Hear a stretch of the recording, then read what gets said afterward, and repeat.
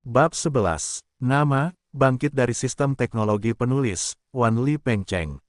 Plus mematikan mengatur ulang. Ketika sampai di lantai bawah, Qian Xianru turun dari motor dan berkata sambil tersenyum, "Terima kasih banyak hari ini, Zhenyu. Selamat atas pekerjaan yang bagus." Aku seharusnya berterima kasih padamu, Saudari Qian.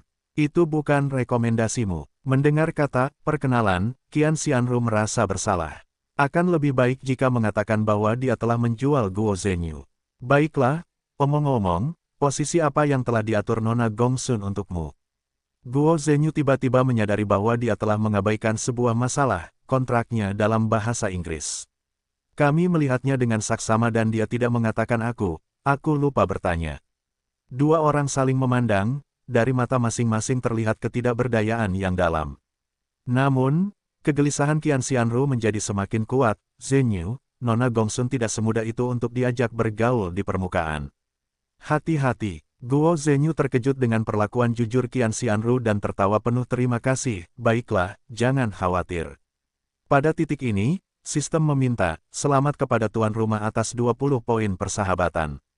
Sekarang tuan rumah memiliki 400 persahabatan. Apakah ini nilai persaudaraan dari 1000 makanan lezat? Untuk apa? Keesokan paginya, Guo Zhenyu berangkat dengan jas. "Setelah memikirkannya, saya memutuskan untuk mengendarai sepeda motor." Tetapi seorang pria dengan jas lurus mengendarai sepeda motor yang keren. Sungguh indah. Sebelum pergi, Guo Zhenyu secara khusus mengetuk pintu rumah Qian Xianru di lantai bawah, berpikir untuk menggendongnya langsung. Akibatnya, Qian Xianru menatapnya dengan penuh arti dan berkata, "Terima kasih atas kebaikanmu, Zhenyu. Namun, saya tidak pergi ke rumah bos setiap hari. Ya, villa itu adalah tempat tinggal Gongsun Sanshan, bukan perusahaan. Sebagai karyawan, Anda harus melapor ke perusahaan. Lalu kemarin Nona Gongsun menyuruh saya." Dia menyuruhnya pulang. Kelopak mata kanan Guo Zhenyu mulai berdetak tak terkendali. Qian Xianru melihat kelopak matanya berkedut hebat. Dia memeras sejumput tepung dari kantong tepung di dapur, menodainya dengan air dan mengubahnya menjadi lumpur. Dia berkata, "Saya dulu mendengar lelaki tua itu mengatakan bahwa kelopak matanya berkedut dan menempelkan sepotong tepung di kelopak matanya untuk mengusir roh jahat dan menghindari bencana." Guo Zhenyu tidak menyangka Qian Xianru akan mempercayai hal-hal ini. Dia terkejut. Dalam kesannya, Qian Xianru selalu menjadi dewi karir, wanita kerah putih perkotaan. Wanita dewasa yang penuh dengan cita rasa modern tiba-tiba berbicara tentang serangkaian kata-kata generasi tua ini, yang memiliki arti indah dari cui-cui di kota perbatasan. Berpikir, embusan aroma harum. Wajah cantik membesar di depan matanya. Jari-jarinya diwarnai dengan bulan putih kecil, mendekati pupil, meninggalkan beban yang tampaknya tidak ada. Qian Xianru langsung menempelkan adonan itu di kelopak mata kanan Guo Zhenyu, yang terus berkedut. Melihat Guo Zhenyu menatapnya, pipi Qian Xianru ternoda oleh lapisan tipis warna merah, dan bibirnya sedikit mengerucut dengan warna pasta kacang, cepat pergi. Sebenarnya, yang membuat Guo Zhenyu lenggat bukan hanya Qian Xianru yang tiba-tiba menutup. Itu lebih karena perintah sistem sehingga persaudaraannya meningkat lagi. Kali ini naik 80%. Sekarang dia memiliki 480 persahabatan. Dalam waktu 3 hari, tugas 500 nilai persahabatan akan segera selesai.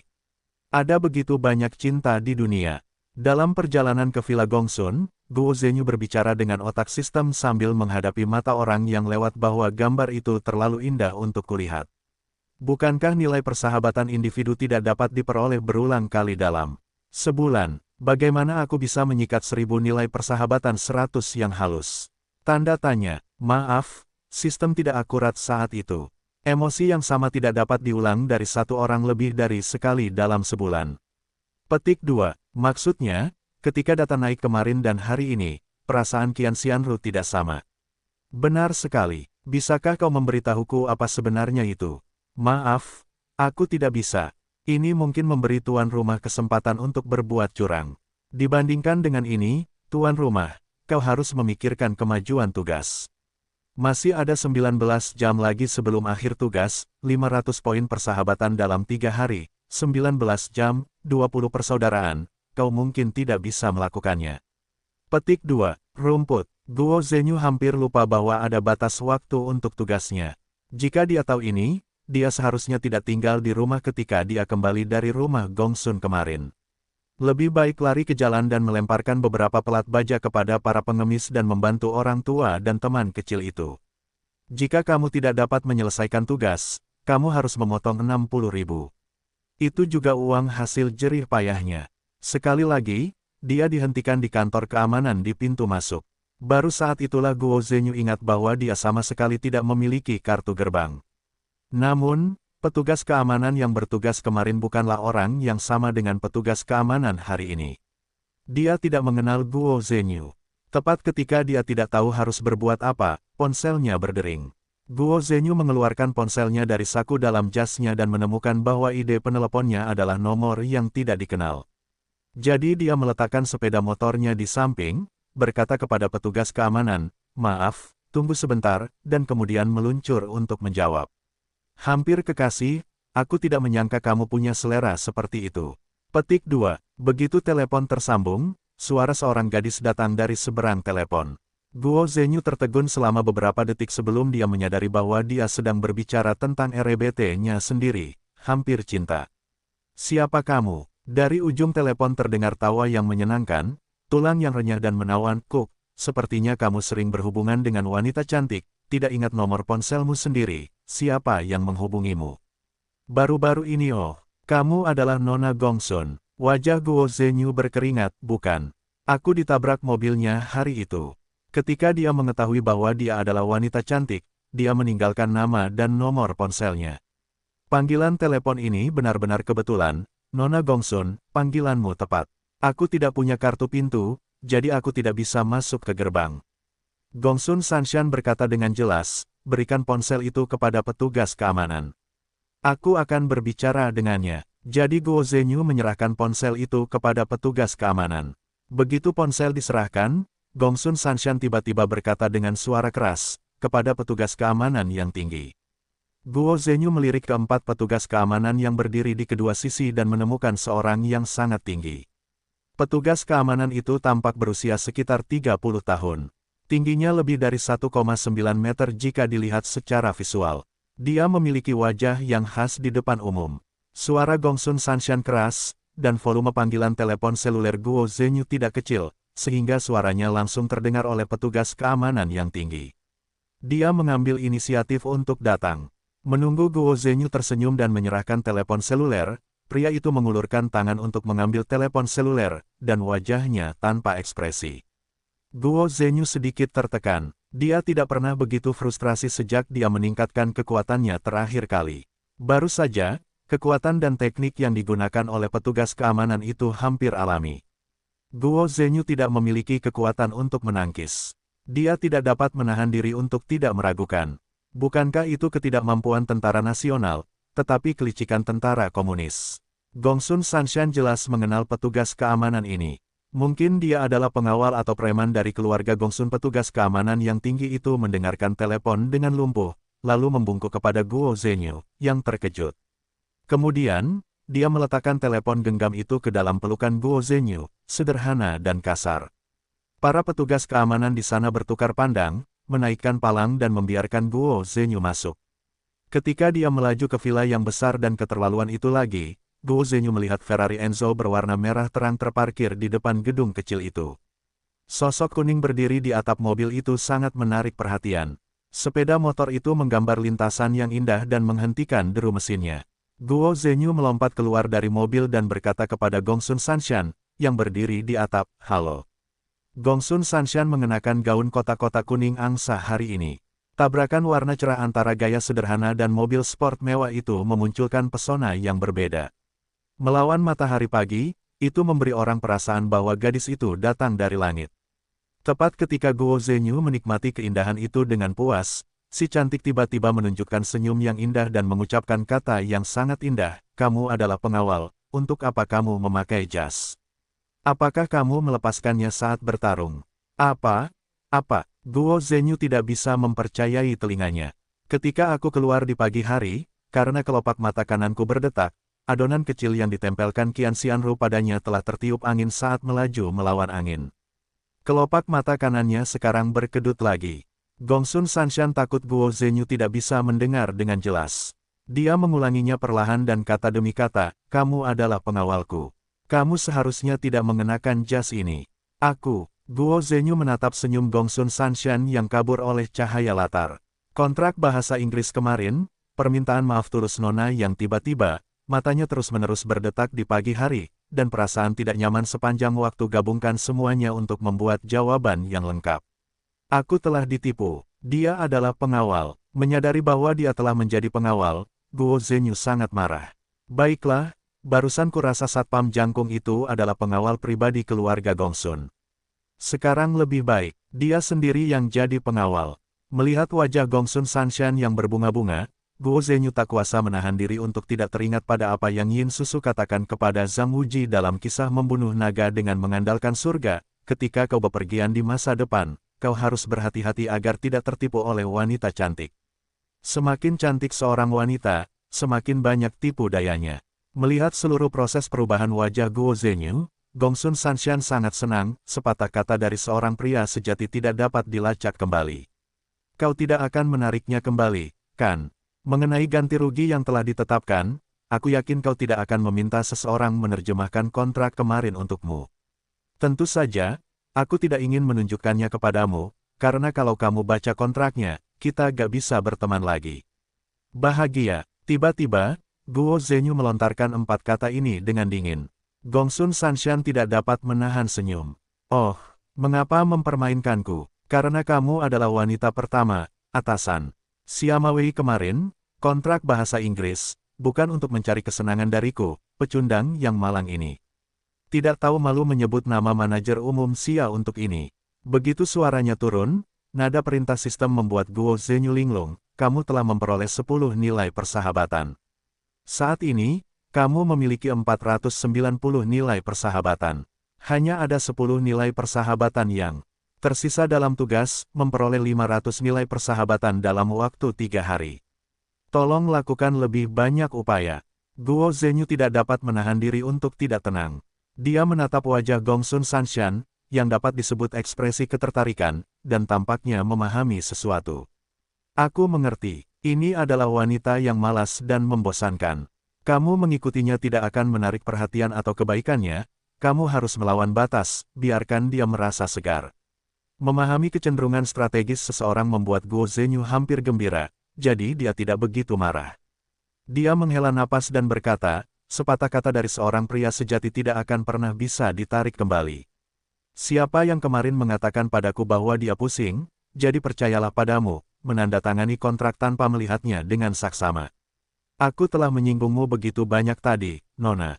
Di masa depan, mohon kasihanilah aku dan jangan menyakitiku. Kompromi ini tidak akan mengurangi martabat Guo Zhenyu sebagai seorang pria.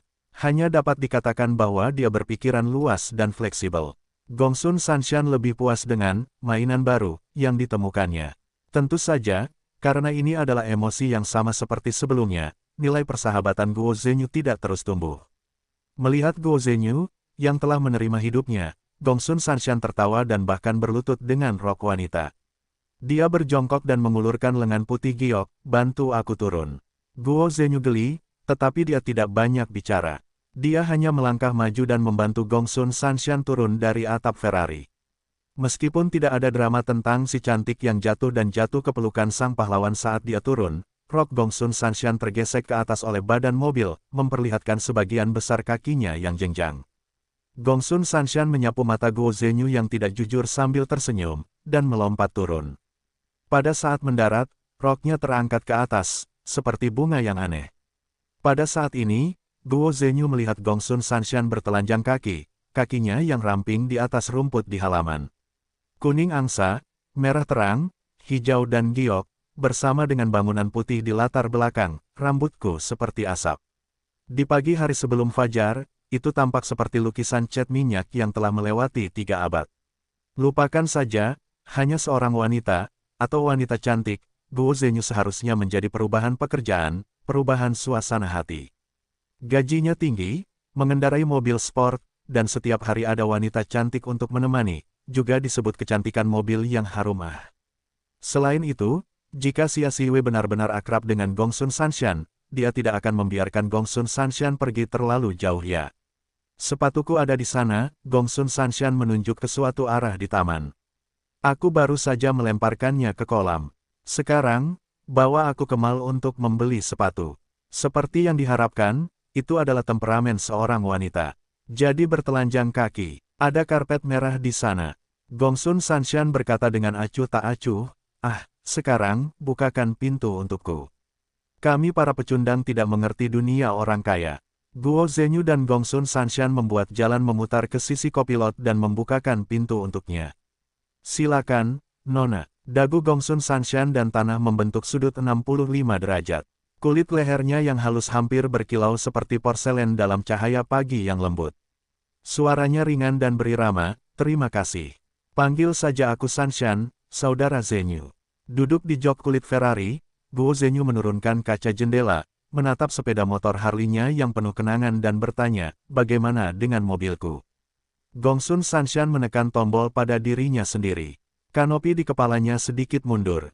Sinar matahari masuk ke dalam mobil, mengguncang Guo Zhenyu sedikit bingung.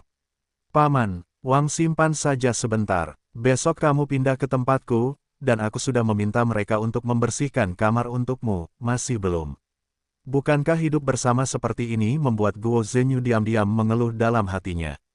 Namun, Gongsun Sanshan tampaknya dapat mendengar apa yang dipikirkan Guo Zhenyu. Jiao Chen berkata, bagaimana menurutmu? Aku sedang berbicara tentang membersihkan kamar untukmu. Itu bukan kamar, itu bukan kamar. Bagus, bagus, keluarga cucumu besar, tanahnya penuh dengan real estate, aku tidak mengerti dunia orang kaya. Tidak, rumah lamaku baru saja membayar sewa sebulan yang lalu.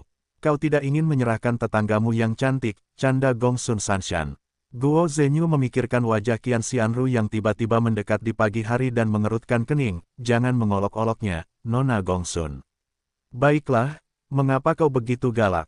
Aku akan berhenti bercanda, dan kau tidak bisa memanggilku omong kosong lagi. Panggil aku Sanshan. Gongsun Sanshan mulai berbicara, dan bibirnya dengan lipstik warna buah yang transparan tampak begitu menggoda. Tolong panggil aku dan dengarkan aku. Sanshan, saudara Zhenyu. Gongsun Sanshan berkata dengan gembira, ayo berangkat, saudara Zhenyu. Nyalakan mesinnya. Begitu Mei Yin yang cantik itu jatuh, mobil itu bergetar pelan. Guo Zhenyu dengan suasana hati yang sangat rumit, mengendarai mobil mewah, menggendong seorang wanita cantik, keluar dari villa. Aku benar-benar punya saudara. Ferrari yang karismatik itu melaju di jalan, menerima baptisan mata semua orang. Gongsun Sanshan menurunkan kaca jendela hingga ke bawah, menyandarkan sikunya di bingkai jendela, dan melihat keluar jendela ke semua jenis mobil yang datang dan pergi. Suaranya masih begitu lembut, tetapi nadanya tidak sama, tidak membosankan seperti sebelumnya. Apakah kamu pernah mendengar tentang keluarga Gongsun? Tidak, Guo Zhenyu berkata dengan tulus. Dia hanya pecundang malang yang datang ke kota Binhai untuk bertarung. Meskipun Xia Qingyue menyebutkan sedikit tentang kekuatan keluarga di kota Binhai sebelumnya, dia tidak terlalu peduli tentang itu dan tidak banyak mengingatnya. Lagi pula, dia tidak ingin menjadi manusia Phoenix. Cukup dengan membuat rumah teknik yang stabil dan sesekali mengendarai Harley sampai ke pinggiran kota untuk mengenang masa muda yang kehilangan darah. Aku hanya bukan siapa-siapa, maafkan aku, tidak perlu minta maaf. Jadi, apakah kamu pernah mendengar tentang grup Weiyang? Tentu saja, kota Binhai adalah salah satu dari 3 raksasa industri elektronik besar. Grup Weiyang, Honglinko, Ltd., dan grup Zhao adalah 3 raksasa industri elektronik utama di kota Binhai. Honglinko, Ltd., adalah perusahaan milik negara, Weiyang dan Zhao adalah perusahaan swasta. Selain itu, Guo Zhenyu tidak tahu apa-apa. Grup Weiyang akan menjadi milikku di masa depan. Tidak ada unsur pamer. Guo Zhenyu sangat menyadari emosi negatif Gongsun Sanshan dan bertanya, apakah kamu tidak bahagia? Ya, aku tidak senang, Gongsun Sanshan tertawa. Bagaimana aku bisa senang dengan saudara yang begitu baik? Sebelum Guo Zhenyu mengatakan bahwa dia tidak tertarik dengan perebutan kekuasaan keluarga besar ini, Gongsun Sanshan di sana telah berkata, nama saudaraku adalah Gongsunye, dan dia adalah putra anumerta saudara iparku. Dia 5 tahun lebih tua dariku dan lebih baik dariku sejak aku masih kecil. Tapi aku adalah pewaris keluarga. Apakah kamu tahu mengapa? Mengapa? Guo Zhenyu bekerja sama dengan cara yang seperti aliran kebaikan. Karena dia bukan dari keluarga Gongsun. Gongsun Sanshan tiba-tiba datang, duduk tegak, menatap wajah samping Guo Zhenyu, yang sedang mengemudi, dan berkata, sebenarnya, itu tidak berarti bahwa dia bukan anak kandung pamanku, atau bahwa kakek dari saudara iparku bukanlah anak kakekku, kakek dari saudara laki-lakiku bukanlah saudara laki-laki kakekku. Dengan kata lain, kakek dari saudara laki-lakiku diadopsi oleh keluarga Gongsun. Apa-apaan ini? Guo Zhenyu dengan enggan memahami logikanya dan bertanya, mengapa keluarga Gongsun mengadopsi anak itu? Oh, yang ini, ceritanya panjang. Gongsun Sanshan menyipitkan matanya sedikit. Dia menurunkan kursinya dan berbaring telentang di dalam mobil. Dia berkata, tolong biarkan aku memberitahumu. Guo Zhenyu memusatkan 1/1000 konsentrasinya pada mengemudi, melirik Gongsun Sanshan dan berkata, ceritakan padaku dengan cepat. Kamu sangat menarik, jelas tidak sabar, tetapi juga bersedia mendengarkanku, tidak sabar bahkan jika kamu tidak menutupinya, tetapi mulutmu menyanjungku. Apakah itu sikap sopanmu? Gongsun Sanshan berkata dengan penuh minat. Begitu suaranya turun, nada perintah sistem Guo Zhenyu berbunyi, kamu telah memperoleh 10 poin persahabatan. Sekarang kamu memiliki 500 poin persaudaraan. Selamat atas penyelesaian tugas, 500 poin persahabatan dalam waktu 3 hari. Dapatkan hadiah, koin kosmik 300, atribut acak meningkat sedikit. Hadiahnya akan segera dibayarkan. Petik 2. Dengan getaran ponsel yang ditaruh di saku bagian dalam jas, sistem memberikan daftar data yang panjang, nama host, Guo Zhenyu, nilai kekuatan, 21, kecerdasan, 25, kecepatan, 16, kekuatan fisik, 20, koin emas, 0,0018. Apakah kali ini kecepatan? 2 hari ini bersama Qian Xianru dan Gongsun Sanshan, nilai persaudaraan meningkat. Apakah dia masih menarik bagi wanita? Hei, halo, saudara Zhenyu. Gongsun Sanshan melihat senyum aneh Guo Zhenyu di sana, dan punggungnya berbulu. Untungnya, pandangan negatif orang lain terhadap Guo Zhenyu tidak akan kehilangan nilai persaudaraannya. Jika tidak, nilai persahabatan Guo Zhenyu pasti telah turun lebih dari setengahnya. Tidak ada apa-apa. Jika kamu tidak memperhatikan lagi, aku akan memotong bonusmu. Guo Zhenyu memohon belas kasihan, tetapi dalam hatinya dia berpikir, kamu dapat menguranginya. Saya baru saja membuat akun sebesar 30.000 yuan. Haha, dapat dikatakan bahwa orang-orang telah menyerahkan harta mereka. Ketika tugas itu selesai, sebuah batu besar jatuh ke tanah. Guo Zhenyu berterima kasih atas kontribusi Gongsun Sanshan. Jadilah pengawal. Selama Gongsun Sanshan tidak terlalu mempermainkan amarah seorang nona dan tidak terlalu membuat keributan, dia dapat menemaninya sepanjang hari ini. Sistem juga merilis tugas, 3 hari untuk mendapatkan 500 nilai persahabatan. Tampaknya tugas tingkat rendah semacam ini akan terus dia lakukan untuk jangka waktu tertentu. Setelah menemukan beberapa kiat, Guo Zhenyu merasa bahwa itu jauh lebih mudah daripada di awal, setidaknya jika tugas itu tidak dapat diselesaikan. 60.000 yuan yang dikurangi akan diperoleh dengan tugas-tugas berikutnya. Maaf, saya baru saja memikirkan sesuatu. Ada apa? Gongsun Sanshan masih tidak puas. Guo Zhenyu berkata sambil tersenyum, kurasa aku tidak ada urusan hari ini. Aku bisa menemanimu seharian. Kalimat ini jelas mengandung makna pelecehan. Gongsun Sanshan tidak menyangka Guo Zhenyu begitu tercerahkan dan mengubah amarahnya menjadi senyuman. Baiklah, mari kita ajak Nona Ben bersamaku hari ini. Aku akan senang dan memberimu hadiah. Topik tentang kakak laki-laki Gongsun Sanshan seperti ini. Tak satu pun dari mereka menyadarinya. Gongsun Sanshan menyalakan stereo, dan lagu pertama yang diputar adalah Hampir Cinta, milik Guo Zhenyu di ponselnya. Suara wanita dengan sedikit serak di udara dan melodi sedih menyebar. Gongsun Sanshan berkata, aku tidak menyangka kau akan menyakiti musim semi dan musim gugur seperti kami para gadis. Sebenarnya RBT Guo Zhenyu baru saja dimenangkan oleh undian dalam sebuah seminar. Tetapi mungkin itu dapat membantu Gongsun Sanshan untuk menempatkan dirinya dalam kategori yang sama dengannya. Guo Zhenyu memilih untuk menyimpan rahasia kecil ini. Tempat di mana Gongsun Sanshan akan membeli sepatu terletak di distrik Huanan, kota Binhai, jauh dari pusat kota. Mungkinkah tingkat konsumsi terlalu tinggi untuk orang biasa? Bagaimanapun, Itu adalah pertama kalinya Guo Zhenyu mendengar tentang tempat ini. Setelah berkendara melalui beberapa komunitas kelas atas yang kecil, sebuah area seperti jalan komersial perlahan-lahan muncul di depannya. Ini adalah sekelompok bangunan gotik, dengan atap runcing dan dinding emas. Itu tampak seperti kastil abad pertengahan, hikmat dan sederhana. Itu mengingatkan orang-orang pada arsitektur gotik yang paling terkenal dan khas, Notre Dame de Paris. Hanya saja tidak ada salib di puncak bangunan tertinggi di tengah. Sebaliknya, ada logo berbentuk lumba-lumba. Disinilah para desainer mengumpulkan merek pribadi mereka. Gongsun Sanshan menjelaskan, ya, logo lumba-lumba itu adalah simbol Atlantis. Mereka mencakup hampir semua industri mode. Mereka adalah satu-satunya yang punya muka untuk mengundang begitu banyak desainer untuk menginap di toko. Nada bicara Gongsun Sanshan jelas-jelas iri. Guo Zhenyu tidak bisa menahan diri untuk mendesah, memang benar ada orang di luar sana, dan ada juga tiran lokal yang mereka kagumi. Ketika Ferrari melaju ke tempat parkir, itu agak meremehkan. Lihatlah ribuan meter persegi tempat parkir, tertata rapi semua jenis mobil mewah. Ada lebih dari selusin petugas keamanan di tempat parkir. Mereka semua pria tampan berseragam penjaga merah, hitam dan emas. Begitu mobil memasuki tempat parkir, petugas keamanan itu maju. Saudara Zhenyu, keluar dari mobil. Mereka akan berhenti. Bagaimana dengan sepatumu? Bukankah ada karpet merah? Gongsun Sanshan tertawa dan tidak berkata apa-apa. Ketika Guo Zhenyu melihat keluar jendela lagi, dia terkejut melihat sekelompok penjaga datang dengan segepok karpet merah. Mereka tahu siapa yang bertanggung jawab dan langsung menuju kursi kopilot. Kemudian meletakkan karpet merah, mendorong maju dengan lembut. Silinder merah itu akan menjadi jalan, membentang ke gerbang seperti istana. Gongsun Sanshan masih duduk di kursi kopilot dan tidak bergerak.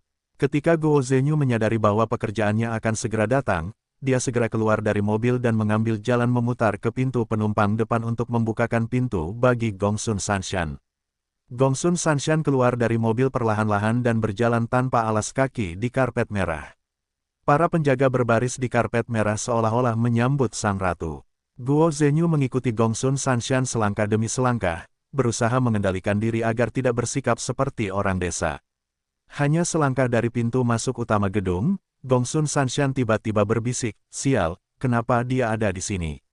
"Siapa, saudaraku?" Gongsun Sanshan berhenti dan berbalik seolah-olah ada mata di belakangnya. Matanya menyilang ke arah Guo Zhenyu dan jatuh lurus ke kejauhan. Wajahnya menunjukkan semacam kesombongan yang belum pernah dilihat Guo Zhenyu sebelumnya. Kesombongan semacam ini berbeda dengan temperamen wanita tua yang Gongsun Sanshan tunjukkan atau sengaja atau tidak sengaja. Itu adalah ekspresi yang sangat arogan, seolah-olah dia sedang melihat seseorang merupakan bantuan besar bagi orang itu. Guo Zhenyu juga berbalik dengan rasa ingin tahu dan melihat Bentley hitam terparkir di sebelah Ferrari Enzo merah. Seorang pria berjas hitam menghampiri mereka. Kemudian turun dari mobil, seorang pria muda berjas biru tua. Kali ini, Gongsun Sanshan langsung memarahi, "Sial, dua orang yang tidak ingin aku temui. Kakak Zhenyu, jangan bicara sebentar. Aku akan kembali dan menjelaskannya kepadamu." Kedua pria itu berjalan di depannya satu demi satu. Guo Zhenyu diam-diam melangkah mundur ke samping dan bertindak sebagai papan yang ditetapkan. Dia menegakkan tubuhnya dan belajar dari para pengawal dalam film. Kedua orang itu benar-benar tidak menghormati Guo Zhenyu. Setelah meliriknya, mereka langsung menyapa Formula Sanshan. Pria berbaju hitam itu pertama kali berkata, "Sanshan, sangat pintar." "Ya, sungguh kebetulan. Kakak, bagaimana kamu bisa bersama Tuan Zhao?" Gongsun Sanshan menjawab sambil tersenyum. Tampaknya pria berbaju hitam itu adalah saudara laki-laki Gongsun Sanshan, Gongsunya. Jadi Tuan Zhao apakah dia penerus kelompok Zhao? Guo Zhenyu berspekulasi. Zhao Gongzi, yang mengenakan pakaian biru tua, tertawa menyanjung, "Sanshan, aku di sini bukan untuk memilihkanmu hadiah ulang tahun dengan kakak laki-laki Ye." Gongsun Sanshan menawan dengan senyuman, tetapi kata-katanya tanpa ampun, "Apakah aku berbicara denganmu?" "Masih Sanshan, apakah kita begitu akrab?" Zhao Suki. Tampaknya tuan muda Zhao ini benar-benar tidak mengundang Gongsun Sanshan untuk menemuinya. Namun, yang mengejutkannya, Tuan Zhao sama sekali tidak merasa malu karena dipermalukan. Dia berkata sambil tersenyum, "Maaf, saya tiba-tiba Pria ini tidak sederhana. Gongsun Sanshan mendengus dingin. Melihat ini, Gongsun Ye berkata, Sanshan, bagaimana kamu bisa bertelanjang kaki? Oh, aku membuang sepatuku. Senyum Sun Yi tidak seperti itu lagi. Itu benar, buku Qi dan aku akan membelikanmu sepasang sepatu sebagai hadiah ulang tahunmu. Benarkah? Baiklah, saudara, kamu bisa pergi, aku tidak akan masuk. Bagaimanapun, aku tahu apa yang aku suka. Gongsun Sanshan memiringkan kepalanya dan berkata dengan cara yang genit. Guo Zhenyu selalu merasa bahwa kalimat terakhir agak ironis. Apakah Gongsun Sanshan menyindir Gongsun Ye karena mengawasinya dan berspekulasi tentang psikologinya? Itu bagus. Kamu pengawal baru. Apakah kamu tidak puas dengan orang-orang yang telah diatur keluargamu untukmu? Mata Guo Gongyu tidak sebagus mata Sun. Dia sekarang merasa bahwa sikapnya terhadap Gongsun Sanshan kemarin dan pagi ini terlalu berlebihan. Dibandingkan dengan Gongsun Ye, Gongsun Sanshan hanyalah seorang wanita muda yang nakal dan suka iseng. Mengagumkan, aku tidak bisa menyimpan sehelai kain pun di sekitarku. Pengawalku tentu yang terbaik. Kakak, kau masuklah. Aku masih menunggu untuk memakainya. Zhenyu, ayo pergi. Setelah itu, Gongsun Sanshan langsung melewati Gongsun Ye dan Zhao Suqi dan kembali ke jalan semula. Di ujung jalan, penjaga membukakan pintu untuk Gongsun Sanshan lagi. Guo Zhenyu mengikuti Gongsun Sanshan tanpa ekspresi apapun. Mereka masuk ke dalam mobil dan menyaksikan kedua pria itu menghilang di gerbang istana melalui kaca spion. Gongsun Sanshan tiba-tiba menggertakkan giginya dan berkata, orang macam apa dia? Beraninya kau memanggilku dengan namaku. Kenapa kau tidak memukulnya untukku? Tanda tanya, pukul dia. Oh, aku tahu kebaikanmu. Kita harus bergantung pada keluarganya untuk mendukung kita. Guo Zhenyu menyadari bahwa Gongsun Sanshan baru saja memarahi Gongsun Ye. Dia terdiam sesaat. Gongsun sangat marah. Dadanya membusung ke atas dan ke bawah, dan wajahnya memerah. Setelah beberapa saat, dia berkata, Saudara Zhenyu, tahukah kamu mengapa aku ingin mempekerjakanmu sebagai pengawalku? Karena kamu pikir ada bahaya di sekitarmu. Ya, setengahnya sudah kukatakan di jalan. Kakek Gongsun Ye diadopsi oleh keluarganya. Keluarga Gongsun kami adalah keluarga yang sudah berusia seabad.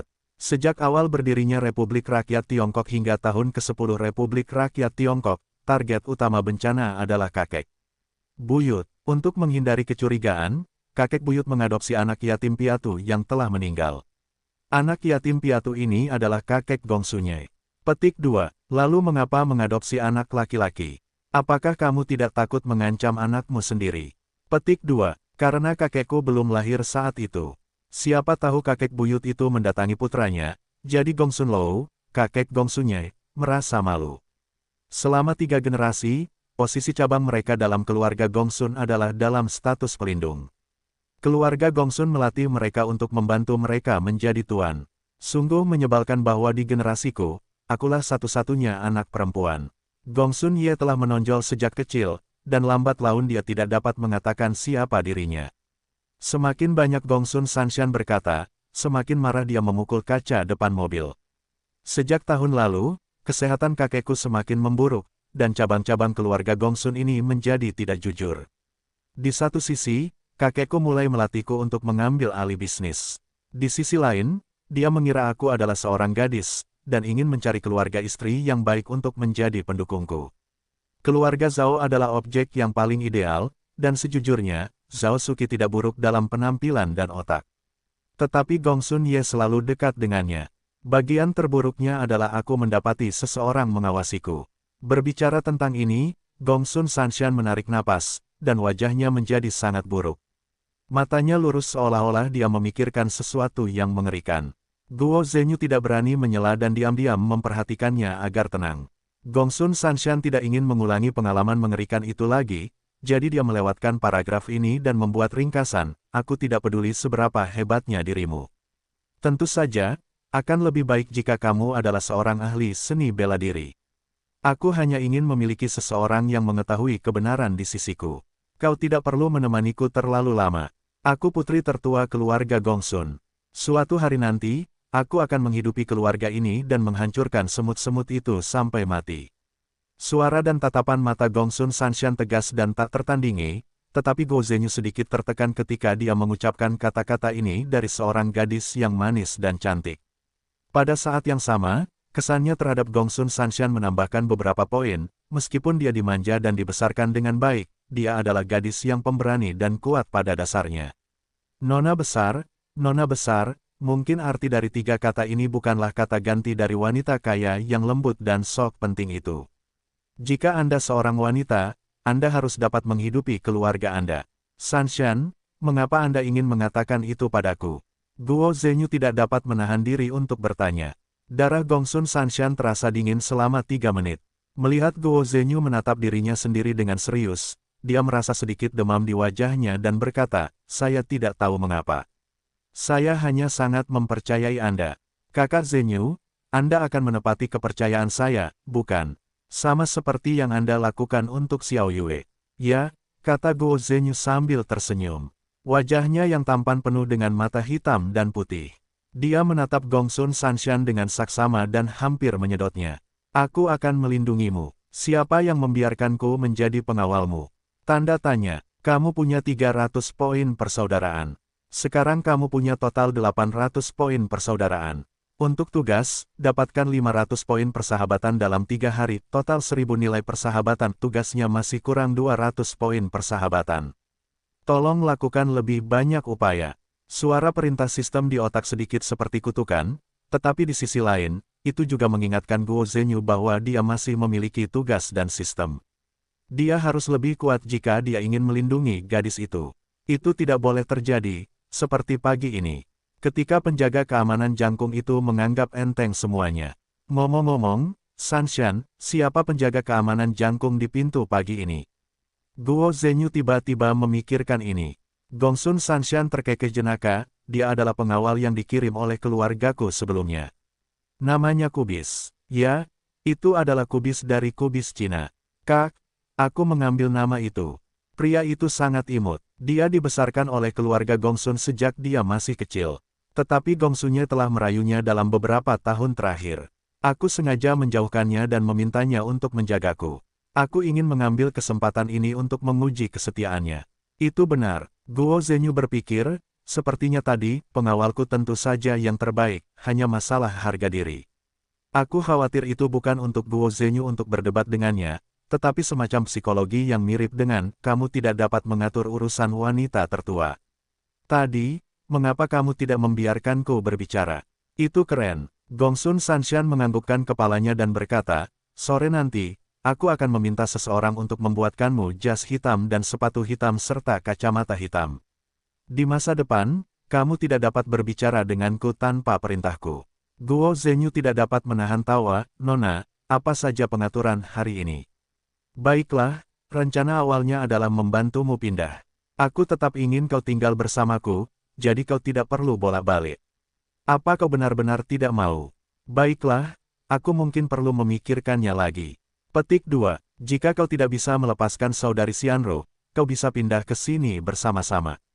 Lagi pula, tidak mudah baginya untuk menyerahkan laporan keuangan kepadaku. Guo Zhenyu hanya ingin menyela fantasinya. Ketika dia melihat ekspresi bahagia Gongsun Sanshan di wajahnya, dia terdiam dan mendengarkannya berkata, kakak Xianru juga orang baik.